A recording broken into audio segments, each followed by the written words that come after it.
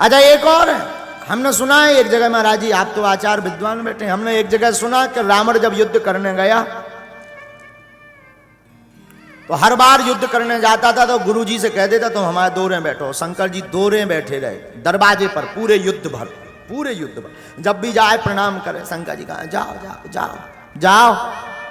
Last में जब सब मर गए, रावण भर बच्चों से रावण मरवे ही जा रहा हो, तो बोले अब तो कह दो कि बिजी हो।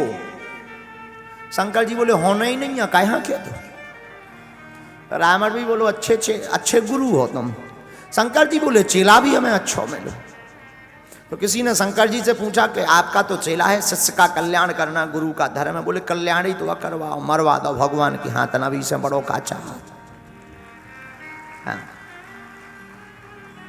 तो रावण जाने लगा अंतिम युद्ध में, तो शंकर जी को प्रणाम करके कहता है जा रहे, तो भोले बाबा बोले जाओ, कहे हमने रोकी कब है तुम्हें। रावण बोला कम से कम आज तो कुछ बोलो, अबे तक पूरे युद्ध में आप नहीं बोले। शंकर जी ने बहुत ऊंची बात बोली है। बोले बोलना क्या है, तुझे भी पता है, हमें भी पता है, और भगवान को भी पता है कि होना क्या है। हम तो तुम्हारे गुरु हैं, तो बैठे हुए हैं, भक्त के बस में भगवान होते, पर हकीकत तो यह है जहां तुम जा रहे वहां एक दिन सबको जाना है।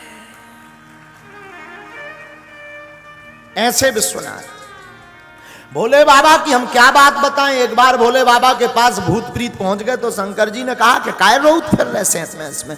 भूत प्रीत चुड़ैल बैरवासन जिंद वेताल सांकनी डाकनी सब पहुंच गए। तो भूत प्रीत बोले सरकार हमारी तो बड़ी दुर्दशा है। भोले बाबा ने कहा क्या दुर्दशा है। बोले जी के घरे घुसो, वही छूछा करवा के मंत्र से फुकवा के डब्बा में भर के गड़वा दे। कहूं बागेश्वर धाम पे फंस जा, सो मार चमीटा भी लाल कर दे सन्यासी बाबा।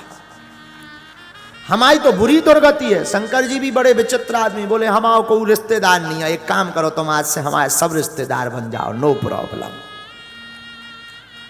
बताओ भूत प्रीतों को रिश्तेदार बना ले। शंकर जी की बात क्या बता मैं, भोले बाबा जैसा कोई निराला जगत में महादेव हुआ है, इसीलिए तो वो देव नहीं महादेव है। एक बार सांप बिच्छू पहुंच गए, सांप बीछी पहुंच करके बोले सरकार हाँ बड़ी दुर्दशा। क्या महाराज, जो को देखा तू मूड़ को चर के हमें फेंक दे। बिच्छू तो बोलो हमारी तो और बुराई दुर्दशा। बोले का डंक भर ठोर दे, बाकी हम। शंकर जी भी बड़े अद्भुत देव, बोले नो प्रॉब्लम। बिच्छुओं को लिया तो कानों का कुंडल बना लिया, नागों को लिया तो गले में धारण कर लिया। बोले अब जाओ, आज के बाद हमारे साथ तुम्हारी भी पूजा होगी।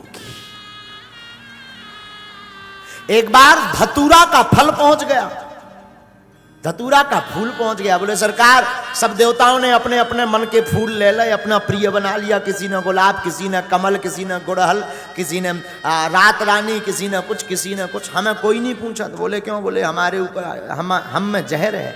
शंकर जी बोले कोई दिक्कत नहीं, हमें भी नीलकंठेश्वर कहते हैं, एक और जहर मिल जाए तो क्या दिक्कत है। आज से तुम ही हमारे प्रिय फल और प्रिय फूल हो। शंकर जी जैसा सामंजस्य किसी के गृहस्थ में नहीं होगा। भोले बाबा का वाहन क्या है, क्या वाहन है, बैल। और माता पार्वती का सिंह। बैल और शेर में कितनी दोस्ती। बैल की तरफ शेर देख दे सो बैल हाँ छूट गली नहीं मिलत, पर धन्य है भोले बाबा, दोनों एक ही घाट पर पानी पीते हैं। शंकर जी के गले में क्या है, नाग। इनके एक पुत्र हैं जिनका नाम है गणेश। गणेश का वाहन क्या है, चूहा। और सांप किसका भोजन करता है, चूहा का। पर धन्य है भोले बाबा, दोनों एक ही घर में रहते हैं। भोले बाबा के गले में नाग। इनका एक और पुत्र है जिसका नाम है कार्तिकेय। कार्तिकेय का वाहन है मयूर। मयूर माने होता है मोर। मोर किसका भोजन करती है, नाग का। पर धन्य है भोले बाबा का गृहस्थ जीवन, दोनों एक ही घाट पर पानी पीते हैं। बाबा के मस्तक पर क्या है, गंगा। कंठ में जहर।